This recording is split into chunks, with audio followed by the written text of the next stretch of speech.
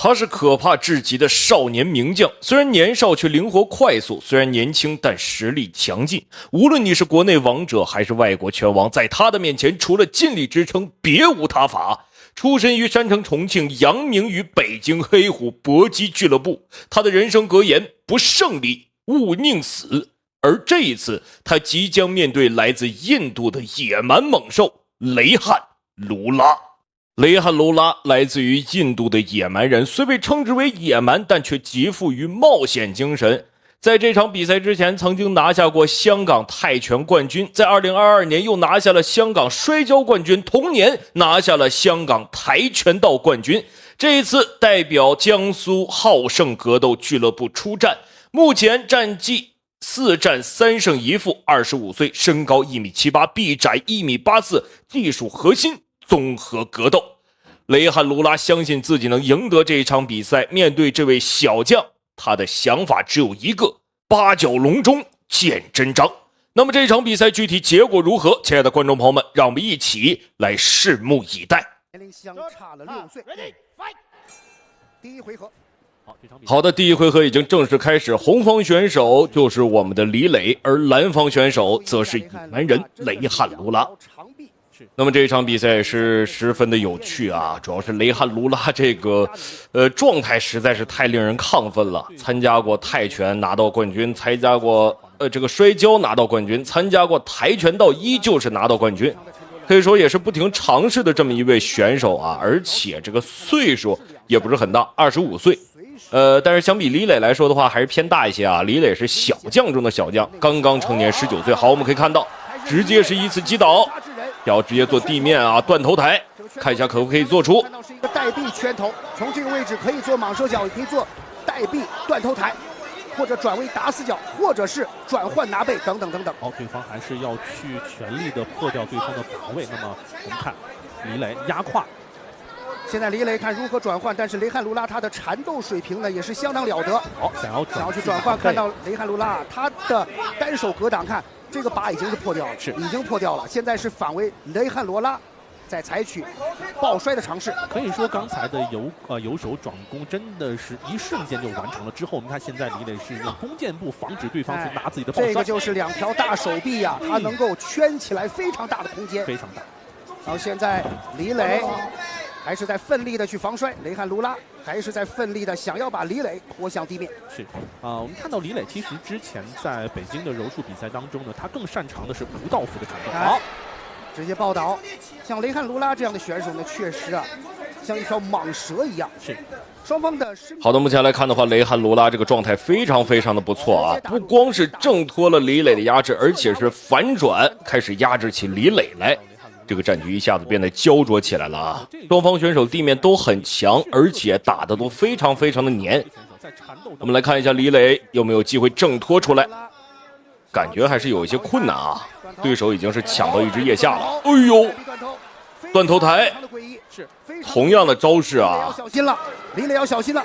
李磊想要用切膝，还是看到雷汉卢拉还是在奋力的去完成一个挑翻。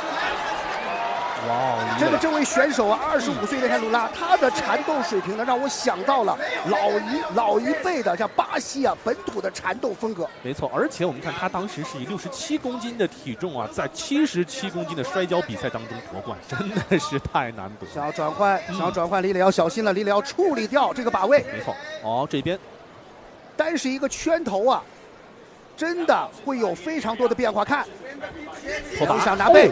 拿背直接可以说是游到了李磊的后背，李磊也是的，李磊借用了看到这一瞬间的双方失衡的瞬间，想要借助龙网来卡住雷汉罗拉上自己完全上背的空间。没错，刚才雷汉卢拉呢确实是真的是犹如鬼魅一般，没有生息啊，直接是拿到对方的后背。但是李磊的防守也是密不透风，一瞬间就完成了游手转。雷汉卢拉的压制还是比李磊要凶啊！这个毕竟参加的比赛也确实比李磊要多，经验比较丰富啊。但是李磊这个小将的状态也是非常的亢奋，毕竟也是年轻啊，而且是10战9胜，只拿到了1负啊，这个战绩非常的耀眼。面对对手，尤其是在地面这一块还是比较有经验的。在挤压的过程当中，对于双方的体力和心力都是非常大的消耗。都是在争夺双叶草。好，场裁王金刚让双方重启。我们看一下，是出现了什么情况？这样的话，应该是这样的话，李磊是涉嫌抓龙网，被扣除1分。这个判罚呀还是非常的严格。希望这位19岁的小将不要受到这样意外因素的影响。是的，现在对于雷汉卢拉来说，在看到李磊这一幕呢，想必雷汉卢拉感觉离自己胜利的可能又近了一步。没错这位25岁的老将比赛经验是非常的丰富。现在李磊不知道刚才的扣分会对他的心理产生什么样的波动。是毕竟还是很年轻，不要去受到这样负面因素的影响该怎么样去按照之前的战术设置平常心比赛就好。是的，低位扫踢。那雷汉卢拉这位选手呢，刚才说到他的跨界，实在这种跨界的跨度太大了，太大了。所以说呢，你去研究他的技术核心呢还不好研究，因为他有很多个技术核心。是而且我们看他还参加过相关。好的，依旧是双方的对拼，还剩最后的2秒钟。OK。第一回合比赛正式结束，两位选手也是头也不回，稍微碰一下拳。第一回合中场休息，可以看到第一回合2个人就已经打得很激烈了尤其都想在地面上给对方一个下马威。不过目前来看的话，优势双方都不是很明显。让我们来看一下回放。其实贴身之后，2位选手在整个的嗅觉方面非常的敏锐。这次我们看。直接拿到了对方的一个上位压制，同时拳头，那么对方的超长的手臂，看这个就是抱腰所以说我们有很多摔跤手特别是我们都知道像好的，让我们跳过冗长的第2回合，直接来到决胜局。可以看到李磊依旧是这个冲劲很大哪怕是到了第3回合。还是有这个足够的体能去跟这个雷汉卢拉去对拼，但很明显雷汉的状态可能稍微有一些差了也是在不停的后撤，想要找机会。卢拉相对来说，他的臂展更多的是作为自己另外的进攻的手段的辅助。是的这种是比较少见的。是的，真正藏在后面的是他非常恐怖而且诡异的缠斗能力。没错又是来到了近身贴靠之后，我们看对方的应对还是非常非常的稳重。是的，现在连续的2记重拳来自于李磊打到，但是雷汉卢拉呢，好像感觉面无惧色这张扑克脸已经是2个半回合没错，我们都猜不透雷汉卢拉究竟要以什么样的技术应对李磊包括刚才我们看到有超人拳的打击，包括有上勾拳的命中，但是雷汉卢拉一直是面沉似水。是的，感觉在他身上不太能够去打上劲儿的感觉没错，像打到棉花的感觉。是的，这种身法和步法的微调，现在对于李磊来说，这是最后的机会3分半多钟的时间。是李磊也是不停的在用自己的拳法攻击去争取更多的点数。是的，其实双方呢，面对于缠斗来说，如果双方再进入到深水区缠斗，对于双方的消耗都会非常大。其实目前来看的话，雷汉卢拉更偏向于打后手如果在地面做不出太多成绩的话，可能还是希望在这个站立上能 KO 掉我们的李磊。毕竟这个雷汉卢拉的技术核心太多了，泰拳、跆拳道还有这个摔跤，所以说站立地面综合实力都很强。还是更多的应该加强自己的打击立体化。是的，现在李磊把节奏稍稍的放缓，想要去在节奏的变换当中找到能够去重击对手的时机。是雷汉卢拉，我们看输出的频率不高也是不慌不忙。是的，每一场比赛呢都是一场节奏之争。前手点刺，近身。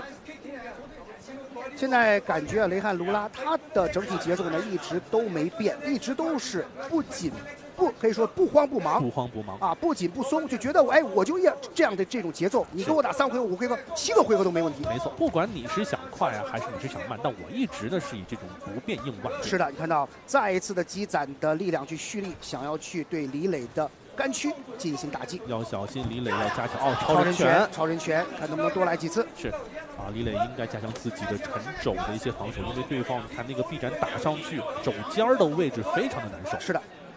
那么现在感觉李磊在最后的时刻开始改变了自己组合拳的拳路。2分钟的时间，当然如果能够加强一些这种立体性打击，包括加上一些低扫作为收尾，可能效果会更好。是的，李磊迫切的。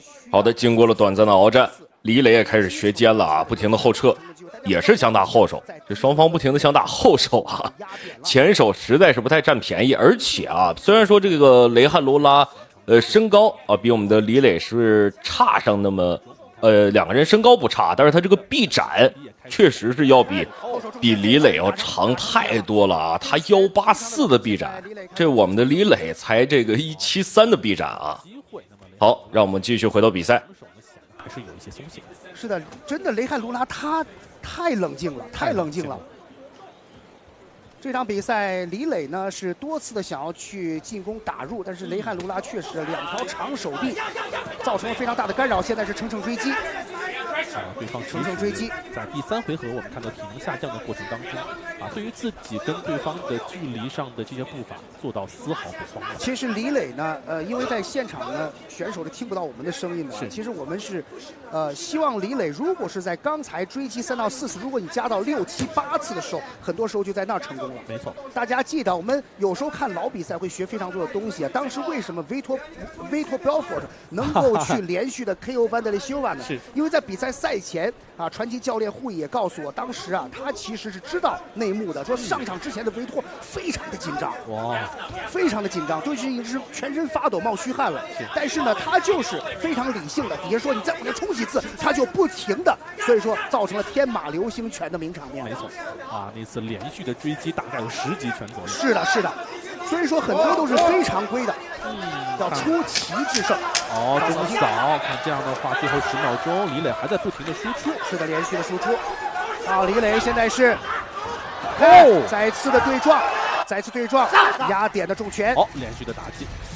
这样的话，我们看到双方呢是打满了3个回合。那么由于OK， 那么本场比赛正式结束，双方没有出现任何的这个 KO、TKO 或者降服啊。让我们来看一下裁判最终打点判负是什么样。结果由于红方选手来自于中国的李磊，第1回合因为抓龙网被扣除1分，所以本场比赛双方战平，没有加赛。好的，那么这一场比赛也是让人觉得比较这个合理的这么一个判负啊，双方同时判胜，平手，没有加赛。好的，那么亲爱的观众朋友们，感谢您的收看与支持，让我们下期节目不见不散。